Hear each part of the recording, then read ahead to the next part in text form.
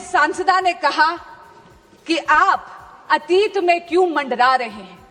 महोदय, मैं आपके माध्यम से कहना चाहूंगी कि जो सभ्यता अपने इतिहास को भुला देती है उसका कोई भविष्य नहीं होता, क्योंकि इतिहास से यदि आप उसकी गलतियों से सीखते नहीं हैं तो इतिहास वो गलतियां आपके लिए दोहराता है। आज उन्होंने कहा कि ये चर्चा एक चुनावी अमले में है, क्योंकि उन्होंने बंगाल के चुनाव की बात करी। मैं आपके माध्यम से उनको कहना चाहूं कि बंगाल वंदे मातरम की जन्मभूमि है। बंगाल वो पावन धरती है जिसने आजादी का ये मूल मंत्र दिया, ये जय घोष दिया, जिसने स्वदेशी का ये उद्घोष दिया। लेकिन आज बहुत गंभीर और चिंताजनक स्थिति में है मेरा बंगाल। क्यों? क्योंकि वहां की रूलिंग डिस्पेंसेशन वंदे मातरम की आत्मा का गला घोट रही है। आज राजनीतिक स्वार्थ के कारण राजनीतिक हिंसा बहुत ही गहराई से वहां पर जड़ें पकड़ रही है। पर आपके माध्यम से महोदया, इस सदन को और इस देश को मैं आश्वस्त करना चाहती हूं, भगवा श्री राम का रंग है, भगवा क्रांति का रंग है। और मैं बंगाल की जनता को कहूंगी कि बहुत जल्दी वो इस अराजकता से मुक्त होंगे, क्योंकि हो गई है जीत की तैयारी, आ रहे हैं भगवाधारी। महोदया, बिहार तो केवल झांकी है, पश्चिम बंगाल बाकी है।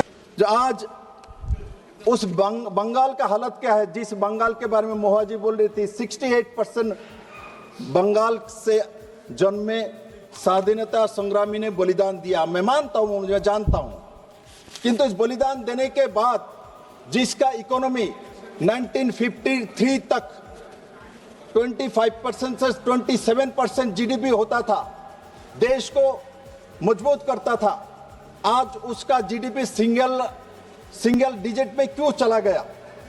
34 साल लगातार कम्युनिस्ट सरकार रहे हैं। कम्युनिस्ट का सरकार रहे तो स्टालिन, लेनिन, माओवादी वो सब चलता, मैं मानता हूं। 2011 में बंगाल में तृणमूल का सरकार आई है। आने के बाद बंगाल किसके लिए जाना जाता था? बंगाल नंबर 1 पे क्यों था? बंगाल जो आज सोचता है, काल पूरा भारत सोचता है, क्यों बोला था? आज बंगाल की इंडस्ट्री कहाँ गए? आज बंगाल के मुख्यमंत्री बोलता है जिस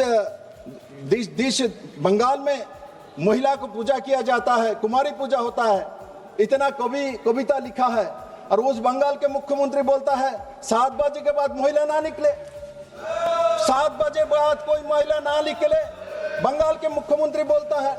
आज मैं पूछना चाहता हूं, देश का पहला जो स्टील प्लांट कहां लगाया गया था? बंगाल में लगाया गया था। Please conclude. बंगाल में लगाया गया था। देश का पहला जो मोटर कारखाना कहा था? बंगाल में था।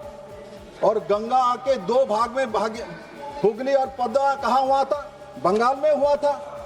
तो मेरा कहना है, जो बंगाल के बारे में जो लोग कह रहे थे, तृणमूल के मेरे सांसद, हमारे मित्र लोग, जो आपके पास दायित्व है बंगाल शासन करने का, तो आपने बंकिम चंद्र का घर का क्या हालत किया है?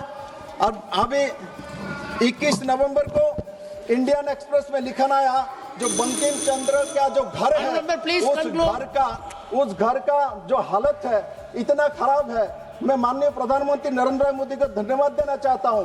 सरदार वल्लभ भाई पटेल का गुजरात में जन्म हुआ और उन्होंने दुनिया के सबसे बड़ा स्टेचू वहां बनाया है, किंतु बंगाल में क्यों बंकिम चंद्र का नहीं बना? बंगाल में रविंद्रनाथ का क्यों नहीं बना सबसे ऊंचा स्टेचू? नेताजी सुभाष चंद्र का क्यों नहीं बना? कम्युनिस्ट ने नहीं बनाया, मैं मान लिया, किंतु तृणमूल में क्यों नहीं बनाया?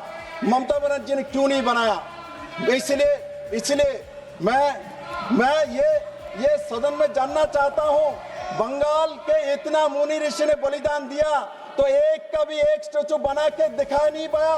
मैं प्रधानमंत्री नरेंद्र भाई मोदी जी से अपील करता हूं, बंगाल का समय हो चुका है, आप आइए, बंगाल को आगे निकल जाइए और सरदार वल्लभ भाई पटेल जैसा मूर्ति बंकिम चंद्र का भी बंगाल में भारतीय जनता पार्टी सरकार बनने के बाद जरूर करेगा।